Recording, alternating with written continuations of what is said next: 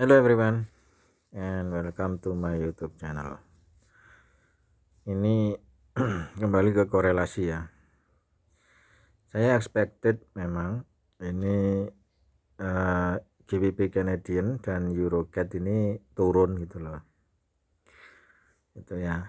Cuman ternyata ya kalau kita lihat chartnya secara H1 dia masih potensi naik. Itu cuma memang kayak kita lihat di sini. Apa? Ini ya, ini masih, ini kan stabil ya. Yang di sini dia stabil. Tapi yang di sini dia malah turun gitu. Ya, ini malah turun ya. Dari kisaran harga ini dia malah turun. Padahal di GBP Canadian stabil, masih flat gitu, tapi ke Euro Canadian naik. Itu sehingga otomatis yang di GBP CAD minus itu ya. Dan saya sudah buka unit kedua. Ini saya buka, ini unit pertama, kemudian ini adalah unit yang kedua. Ini sudah saya buka itu ya. Ketika membuka pun bersamaan, ketika GBP Canadian GC nya selling, maka EC nya juga buying, langsung otomatis.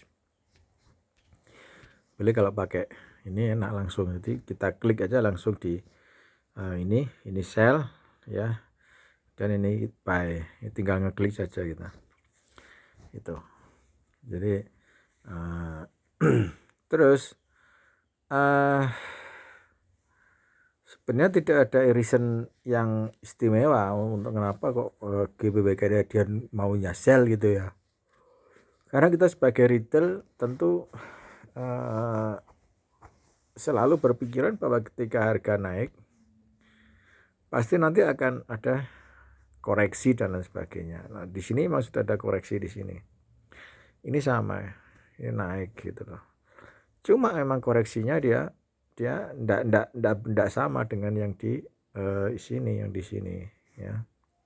Sehingga ini menjadi minus cukup besarnya seperti itu di 1.8555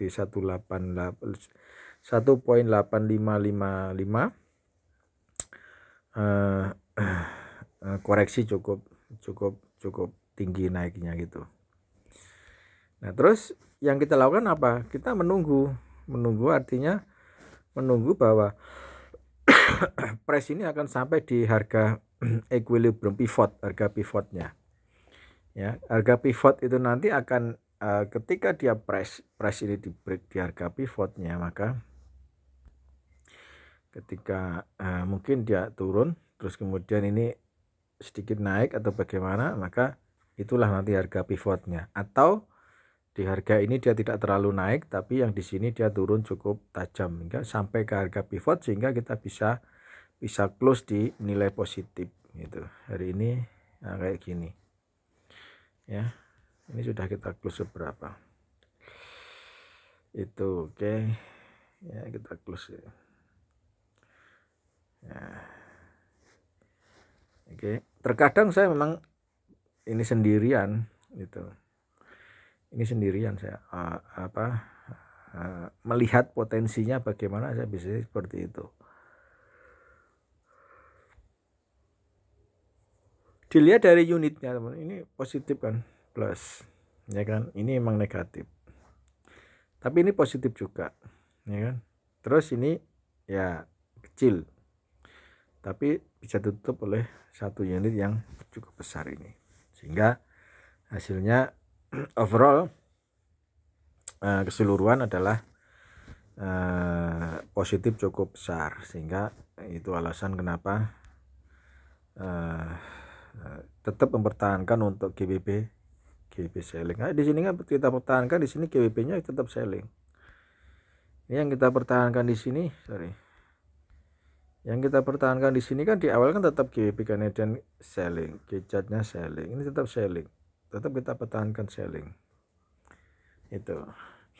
Kenapa kita pertahankan selling? Karena di sini dia GBP Canadian belum menghasilkan profit, sehingga belum kembali ke 8502 itu.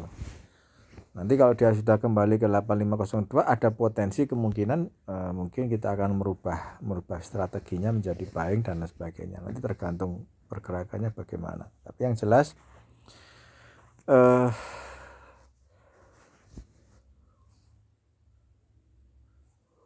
korelasi ini kita harus sedikit bersabar ya.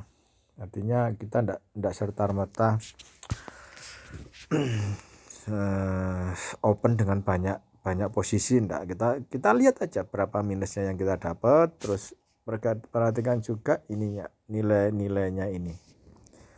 Paling tidak ada selisih 50 poin baru kita buka unit yang kedua. Paling tidak segitu. Itu. Memang acuannya saya di GBP Canadian, acuannya di sini. Sementara yang di sini hanya sebagai ya opennya saja, penyeimbang open aja. Itu. So targetnya memang kalau bisa sih 5% dalam satu hari kalau bisa gitu. Tapi memang terkadang kita hanya sampai mungkin 2%, 1% itu per harinya gitu. Karena emang ini trading system ini lama gitu loh. Satu bulan kadang hanya bisa menghasilkan sekitar 20% gitu. 10-20% hanya kadang rata-rata segitu.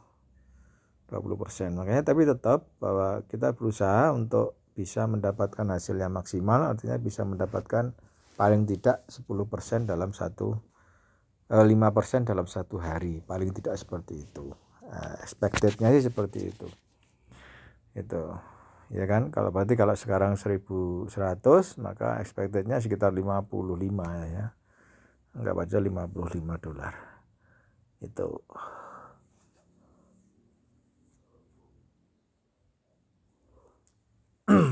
Okay. So kalau dapat segitu lumayan 5%, maka dalam satu bulan kita sudah dapat 100 lah ya gitu. Makanya kapan kita menambah open buy sell-nya secara sendiri tanpa unit, ini kan sendiri. Kalau ini semua unit itu. Kalau ini misal buy hanya UCAT maka sendiri. Kalau gabung jadi satu ini maka satu unit. Itu. Ya ketika kalau kita melihat potensinya di sini apa buy ya, nanti kita bisa buy. Tapi sementara kan masih kita berharap bahwa kita menginginkan bahwa ini selling gitu, sehingga kita masih arah ke GBP Canadian untuk selling. Tetapi kalau seandainya nanti ini berubah, nilainya menjadi lebih tinggi, maka mau tidak mau saya harus merubah GBP Canadian buy, kemudian EuroCAD selling, tidak apa-apa kita rubah seperti itu. Artinya ada salah satu poin yang kita locking, tapi tetap hasilnya nanti bisa sama, caranya pun sama. Bagaimana kita merubah dari minus menjadi profit. Oke. Jadi tetap diperhatikan nilainya yang di sini, kita tetap perhatikan nilai ini ya kan. Nanti 176 masih minus, nanti akan kita jadi berapa kira-kira. Have a nice day ya, bye.